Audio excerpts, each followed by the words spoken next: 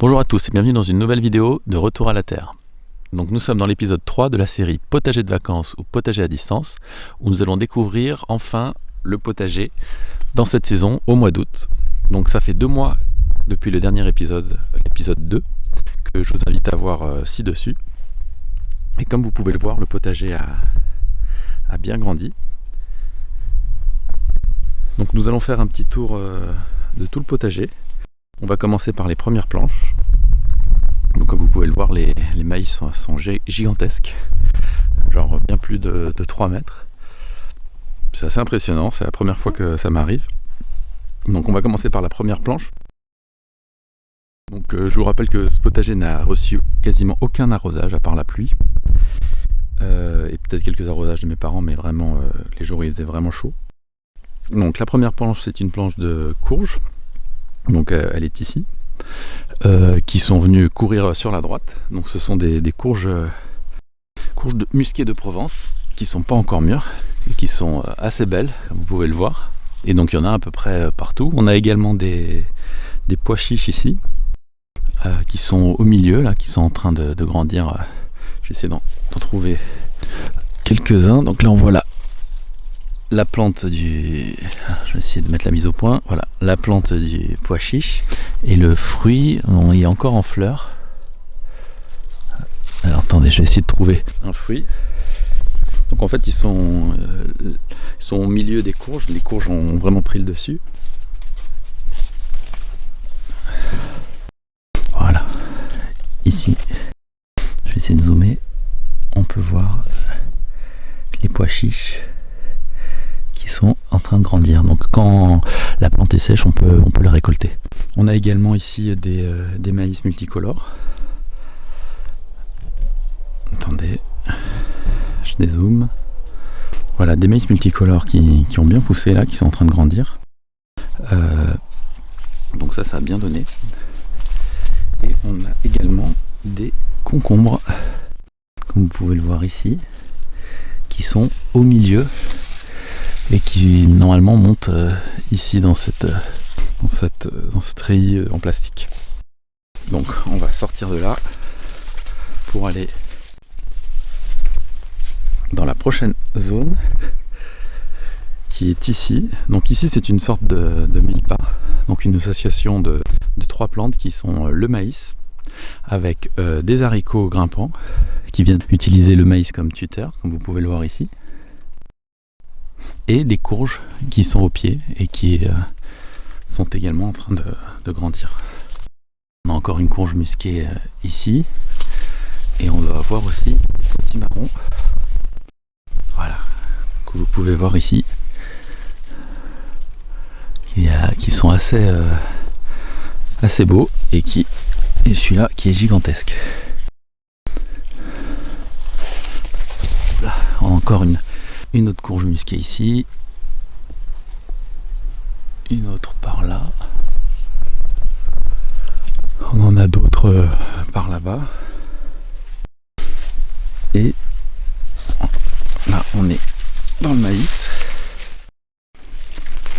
Donc c'est vrai que c'est potager un peu jungle, mais ça marche, on va dire que ça produit et ça donne, hein. Donc c'est sûr que c'est une méthode de culture pas conventionnelle, mais c'est une méthode de culture qui nécessite quasiment aucun entretien, à part au début et à certains moments clés, donc ce qui rend la technique intéressante.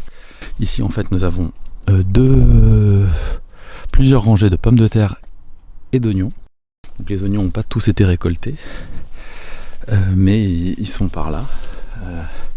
Et là en fait on peut voir, il y a les pommes de terre que je dois récolter là. Donc je ferai une autre vidéo avec toutes les récoltes, mais vous voyez, elles sont là, prêtes à être récoltées.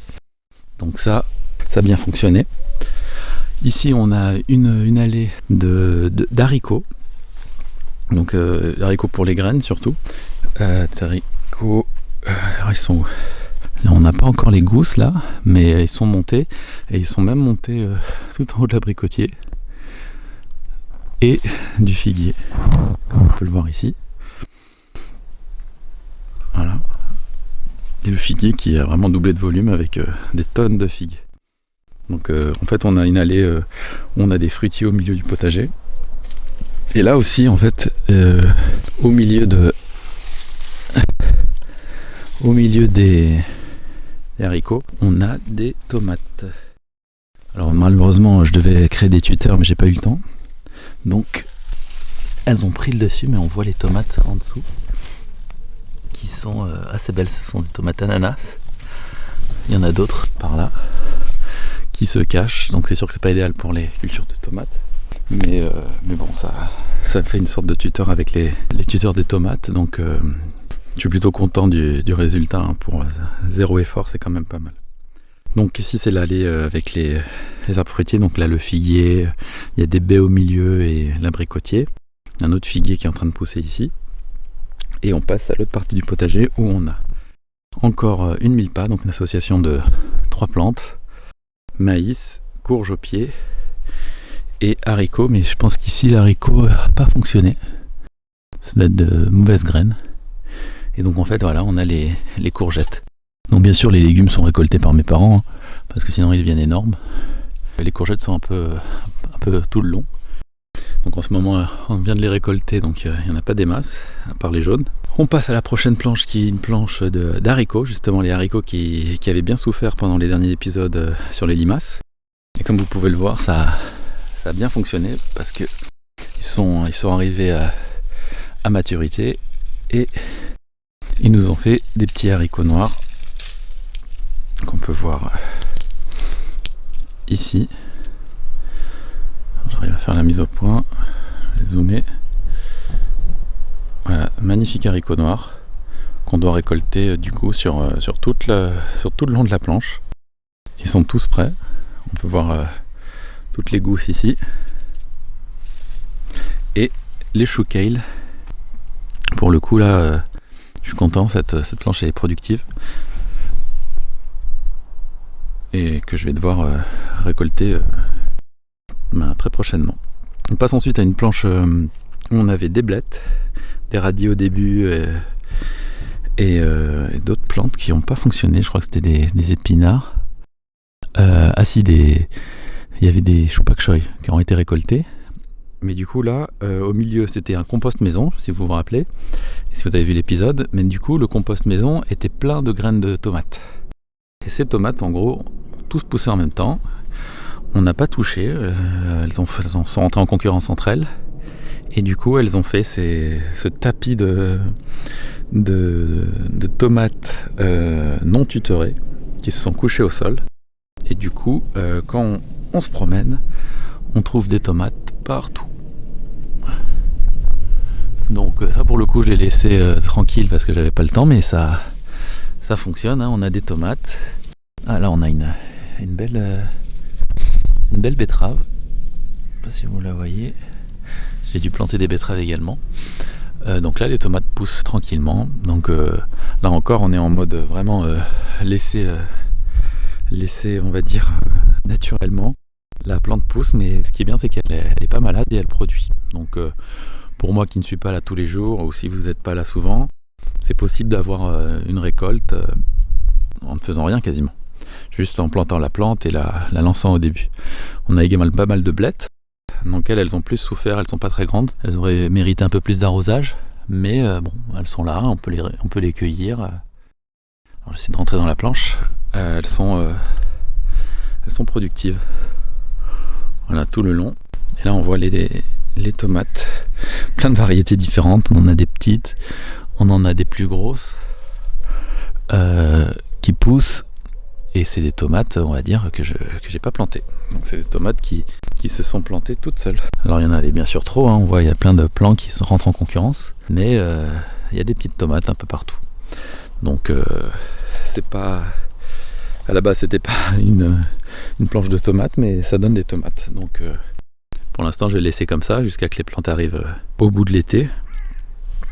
Mais je suis plutôt content de cette expérience qui du coup fonctionne bien. Ça a permis de donner de l'ombre malgré tout aux blettes et du coup là elles ont bien poussé. On a également du chou kale, mais ici qui est des blettes également, du chou kale qui est violet lui, et qui va bien. Bon, il souffre un peu de la chaleur parce qu'en ce moment c'est vrai qu'il n'a pas plu depuis quelques jours, donc il faudrait que pour le coup là, vu que je suis là, que j'arrose. Mais ça va plutôt bien. Pareil ici avec les choux, les tomates également. Donc elles ont été tutorées, mais vu qu'il n'y a pas eu d'entretien, elles n'ont ni été coupées, ni été on va dire, maintenues comme il fallait. Donc elles sont un peu tombées. Là, pour le coup, je vais devoir intervenir pour les remettre plus droit. Mais bon, comme vous pouvez le voir, elles sont majoritairement saines. Et elles donnent, quoi. Donc c'est surtout ça qu'on recherche.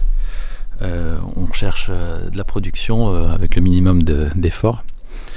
Donc c'est ce qu'on a ici, avec une très grande quantité de fruits qui poussent bien, qui grandissent. Donc je les ai pas on va dire taillées. Elles ont vraiment grandi comme elles voulaient. J'ai juste mis le tuteur au début. Pour certaines, j'ai mis des hippomées pour les aider à tenir. Mais j'ai rien fait. J'ai pas taillé les hippomées, j'ai pas taillé les tomates. Donc là, pareil, je suis plutôt content du résultat. Sachant que ça fait 2 mois que je ne suis pas venu et que mes parents ont vraiment fait le strict minimum. Comme vous pouvez le voir, ça n'a pas été entretenu. Donc ça, c'est l'allée qu'on avait vu dans le dernier épisode, si vous l'avez vu, où j'avais mis des cartons. Et bon, l'allée a assez bien tenu, comme vous pouvez le voir. Là, on le voit pas parce que les tomates sont tombées dessus, mais il n'y a pas trop de mauvaises herbes comparé à d'autres, par exemple là ici, où il y a plus de mauvaises herbes. Donc on passe à la planche suivante où on a 3 maïs qui sont apparus de nulle part, vous pouvez voir là, et où on avait des fèves. Et j'ai jeté des graines de melon qui sont en train de pousser gentiment, comme vous pouvez le voir là. Donc on a pour l'instant la fleur, je ne sais pas si ça va arriver parce que je les ai plantés un peu tard. Mais en gros on a quelques plants de melon. Donc là peut-être je vais aller intervenir pour enlever des mauvaises herbes pour pas qu'elles fassent trop concurrence. Donc voilà, donc ça c'est pour cette planche. Ici on a des pommes de terre. Alors on s'est fait attaquer par des dorifores. Donc j'ai planté du ricin un peu tard qui a bien donné. Au début apparemment le ricin est une plante qui lutte contre les dorifores. Donc j'essaierai d'en planter une petite allée pour encadrer mes tomates l'année prochaine pour éloigner le dorifore qui est quand même un insecte qui ravage totalement les plantes de pommes de terre. Donc on va voir si ça aide. On passe ensuite à cette planche. Alors pareil, là on a des haricots verts qui n'ont pas été tutorés parce que j'ai pas eu le temps de faire les tuteurs et du coup qui sont au sol mais qui malgré tout produisent. Et j'en viens d'en manger ce midi, ils ne sont pas filandreux. Donc tout ce qu'on veut. Les plus gros, je vais les laisser pour qu'ils montent en graines, pour récupérer les graines pour l'année prochaine. Donc là pareil, j'ai de la production pour les 2 semaines de vacances que je suis là. Donc je suis plutôt content et je peux les conserver en conserve si je veux. Donc c'est plutôt cool. Ici on a encore des pommes de terre, mais des variétés qui viennent d'Équateur. Donc là je fais un test. Elles pour le coup elles ont bien été cajolées. Pour qu'elles poussent et qu'on arrive à récupérer les pommes de terre pour l'année prochaine pour en avoir plus. Et on a de la patate douce ici, alors qu'il n'a pas trop poussé. Normalement je devrais faire un tuteur mais je ne l'ai pas fait, donc on verra bien ce que ça donne. Mais on a un magnifique pêcher avec plein de pêches. Donc ça c'est plutôt cool. Elles sont pas encore mûres mais on a une très grosse production, donc ça c'est cool. D'autres pommes de terre ici. Alors je sais pas si je peux vous en montrer parce que c'est une variété qui pour le coup est... Non, il n'y en a pas. Qui est vraiment sympa. Bon, ce sera pour une prochaine vidéo. Et on a également des courges ici qui sont en train de partir vers les haricots.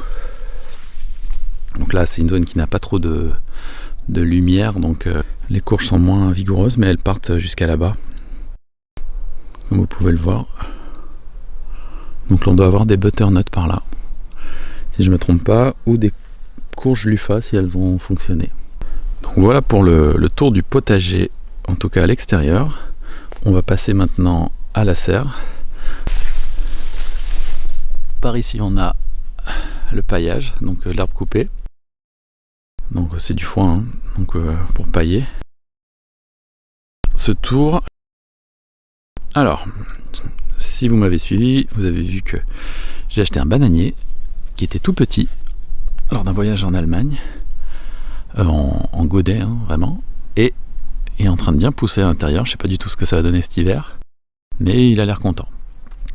Alors dans la serre, là, pour le coup, il y a un peu plus d'entretien, dans le sens que je leur demande d'accrocher les tomates en tuteur pour les faire monter et d'arroser la serre, bien sûr, de temps en temps. Donc c'est pas un arrosage qui est intensif, c'est vraiment un arrosage tous les 3-4 jours. Et là on a des belles tomates, vous pouvez le voir, qui sont en train de pousser. Plusieurs variétés. On a des aubergines également, du basilic, encore des tomates là pour le coup jaune, pas mal encore de tomates à venir. Pour le coup, tous les plants sont sains, ça c'est plutôt cool. On a encore des tomates, des poivrons ici avec du basilic. Et là on a des petites pastèques qui sont au pied des tomates, et de la coriandre, là pour le coup, qui monte en graines. Alors si je peux vous montrer les graines de coriandre, voilà, et la coriandre en bas, voilà, elle est montée en graines, donc je vais pouvoir récolter les graines pour l'année prochaine. On a ensuite des petites tomates vraiment magnifiques.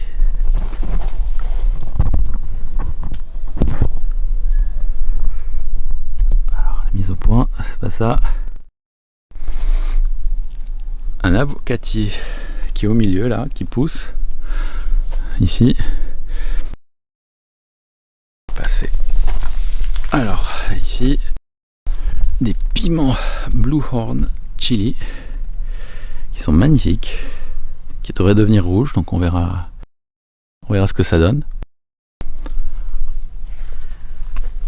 Des fraises qui prennent le dessus là, qu'il va falloir tailler rapidement ou déplacer cet automne.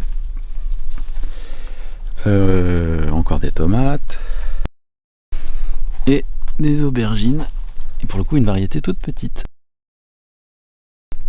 qui est vraiment sympa. Voilà pour le tour. Encore on a des tomates là-bas et d'autres plantes qui sont en train de pousser. Et voilà, on a fait le tour. Donc voilà pour le petit tour du potager. Donc j'espère que cette vidéo vous a plu. Donc j'essaie de faire un truc beaucoup plus immersif que les autres vidéos, pour que vous puissiez voir vraiment le potager comme si vous étiez sur place. Donc je vais vous faire des prochaines vidéos pour vous expliquer les prochaines étapes pour les potagers pour le coup d'automne, hein, parce que là du coup je vais enchaîner, dès que je vais enlever les pommes de terre, je vais planter des poireaux, d'autres types de choux pour avoir des cultures cet automne. Mais voilà pour un peu le chemin, le résultat à mi-parcours de ce potager à distance.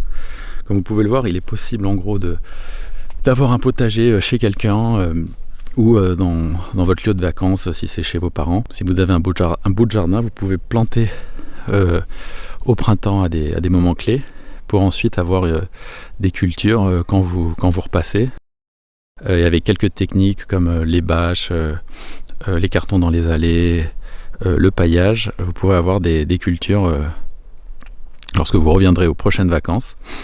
Donc et si vous mettez des systèmes d'arrosage, vous pourrez même avoir de l'arrosage automatique, et du coup faire grandir vos plantes tranquillement. Donc c'est pour montrer qu'on peut même avoir un potager même si on n'habite pas dans une maison avec un terrain. N'oubliez pas de vous abonner à Retour à la Terre pour plus de vidéos sur la permaculture et l'autonomie. J'espère que cette vidéo vous a plu. N'hésitez pas à me poser des questions dans les commentaires sur le potager, sur les techniques que j'ai utilisées. Rendez-vous du coup dans quelques semaines pour la suite de ce potager à distance. N'oubliez pas de mettre un like à la vidéo et de cliquer sur la cloche pour être au courant des prochaines vidéos dès qu'elles sortent. Merci à tous et à la prochaine!